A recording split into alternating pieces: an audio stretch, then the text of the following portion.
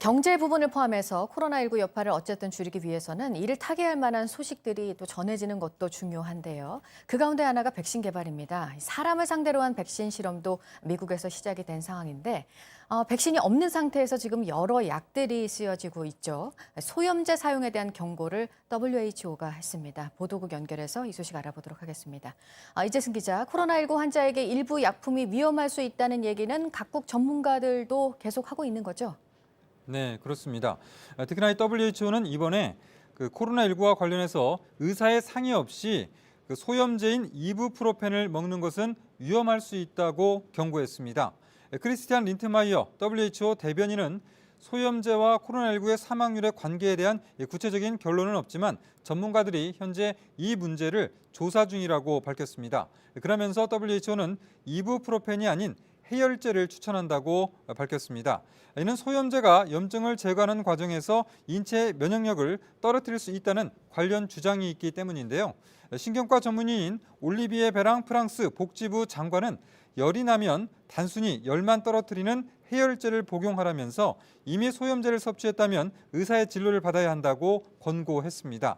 앞서 의학저널 란셋은 이부프로펜을 포함한 일부 약품이 고혈압이나 당뇨병을 앓는 코로나19 환자에게 위험할 수 있다는 가설을 제시하기도 했습니다.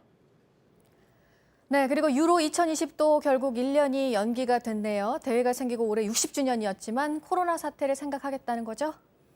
그렇습니다. 앞으로 석 달 뒤인 6월 12일에 개막할 예정이었던 유로 2020이 1년 미뤄지게 됐습니다. 유럽축구연맹이 홈페이지를 통해서 긴급 회의 결과를 발표했습니다. 대회는 내년 6월 11일에 막을 올리고 대회 명칭도 유로 2021로 바뀌게 됐습니다. 1960년 시작돼서 4년마다 열려온 유로 대회가 4년 주기를 깨고 홀수회에 열리게 되는 건 이번이 처음인데요. 올해는 대회 창설 60주년을 기념해서 개최국이 한 곳이 아닌 유럽 12개 나라 12개 도시에서 전례 없는 큰 규모로 치러질 예정이었습니다. 하지만 코로나19의 급격한 확산에 결국 60주년이 아니라 61주년에 개최하게 됐습니다. 이어서 유로 2020이 연기되면서 남미 축구 선수권 대회인 코파 아메리카 역시 올 여름에서 내년 여름으로 1년 미뤄졌습니다. 코파 아메리카에 출전하는 스타 플레이어 상당수가 유럽 리그에서 뛰고 있는 상황에서 유로 2022 연기에 따른 피해를 최소화하려면 두 대회가 보조를 맞춰야 하기 때문입니다. 따라서 이 코파 아메리카 47회 대회는 유럽 축구 대항전 날짜와 같은 내년 6월 11일부터 한 달간 치러지게 됐습니다.